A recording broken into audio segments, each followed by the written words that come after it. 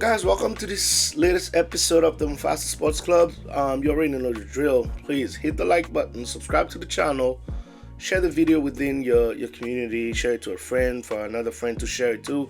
I'm super excited about this episode because this is my first episode covering the National Football League, the NFL, and in this particular episode covering the Philadelphia Eagles. And this article that just came out by Jeremy Fowler from ESPN about Jalen Hurts.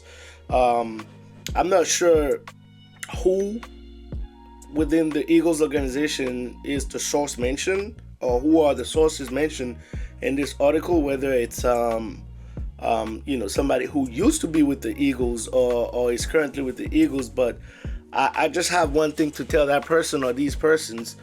You should find something better to do with your life than putting out stuff like that, especially at this time of the season.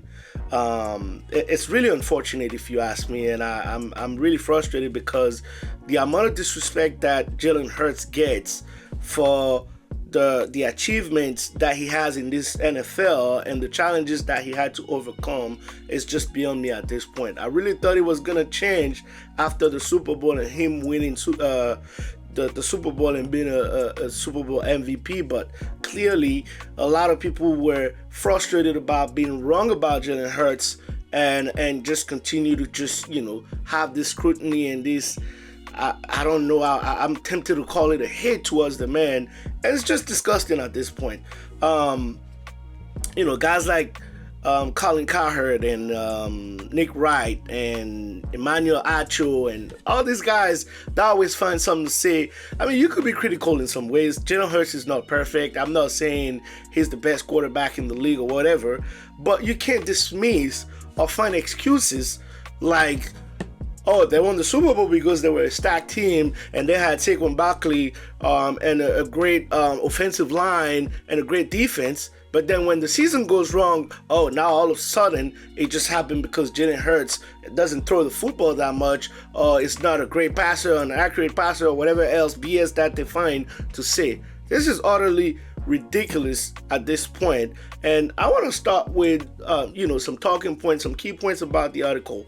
First of all, it starts with describing Hurts being at a crossroads in his career after a disappointing 2025 season. This is the only quarterback in the NFL who has won a Super Bowl, went to 2 Super Bowls, and has been a Super Bowl MVP in one of these seasons that you're going to label as being at crossroads in his career, to the point where people are not even questioning whether the Eagles are going to give him another contract, or the reason why the Eagles are not giving him a contract this offseason is because they're not sure about his competence at this point. That's ridiculous. The Eagles organization and Howie Roseman have other priorities at this moment that they have to take care of, meaning extending Jalen Carter. You have Quinton Mitchell, Cooper DeJean, and other guys like Nolan Smith, Jelix Hunt coming up in the next years that are due for big money as well. You have the AJ Brown situation that is out there that you need to handle as well. So Jalen Hurts is still under contract, doesn't have a lot of guaranteed money past this season. I think next season is only half of the money is guaranteed, I believe. So they could extend him at any given point, granted, or wait till next year to extend him.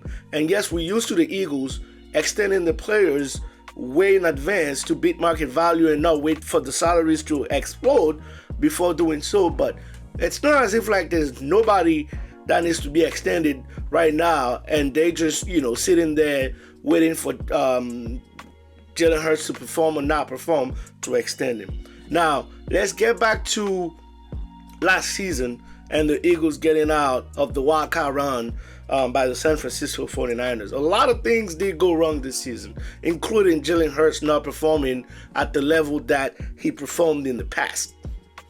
But let's not forget that the offensive line was hurt. Cam Jurgens, who was dealing with his back injuries. Landon Dickerson was also dealing with injuries. Lane Johnson, perennial All-Pro and probably a Hall of Famer tackle, who was also hurt.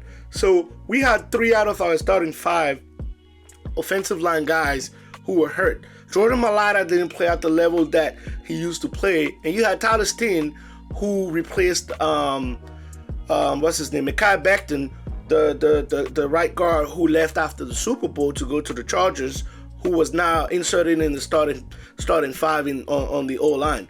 So there was a lot of change and a lot of issues with the offensive line last season, which also impacted, the offense in general, overall performance, which also impacted Saquon Barkley not having the kind of season that he had the year before.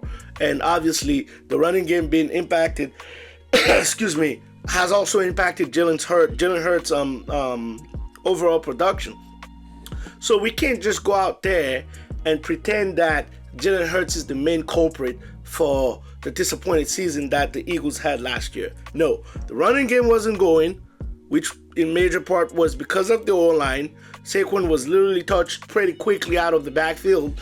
You also have, the offensive line, like I was saying, that was hurt. Saquon not playing well, so it's an overall thing. We can't just have double standards where when they're overperforming or playing great, then it's just because any quarterback can do it. The O-line is playing great. Saquon is carrying the team. But when it's going down, when it's not going well, now you want to put all the blame on Jalen. So that's just ridiculous if you ask me. And the fact that we even talking about Crossroads as if like Jalen Hurts still has stuff to prove in this league is ridiculous. And I'm not even talking about the challenges of facing a different offensive coach every single season since he's been in the league, and even prior to him being in the league in college as well. Every single year, Jalen Hurts has had a different offensive coordinator. Having to learn a whole new playbook, new terms every offseason, and still perform at the level that Jalen has performed is something that should be praised rather than taking the men down for it, because continuity is a thing in any sports. And when the team is not playing well, like last season for instance, and Kevin Petulu being fired, or when the season before that Kellen Moore is helping getting this team to the Super Bowl but then gets a head coaching job, we can't just fault Jalen because every single year he has a different voice in his ears. Lamar Jackson has been with the Baltimore Ravens for Lord knows how many years now. He had continuity. Patrick Mahomes, same thing. Joe Burrow, same thing. And now you can talk about Matthew Stafford with the Rams, same thing. You can talk about how Nick Sirianni is not calling plays, and maybe that's an issue as an offensive-minded coach.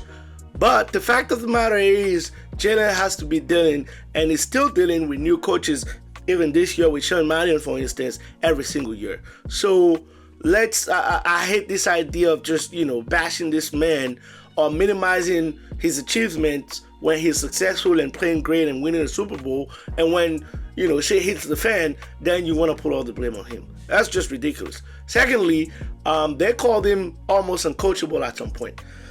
What I just stated about him having almost 7 or 8 offensive coordinators in the past years, every year that he's been in the league, without necessarily going out there, and of course you're gonna be against some plays or challenge some stuff, because that's just what quarterbacks do.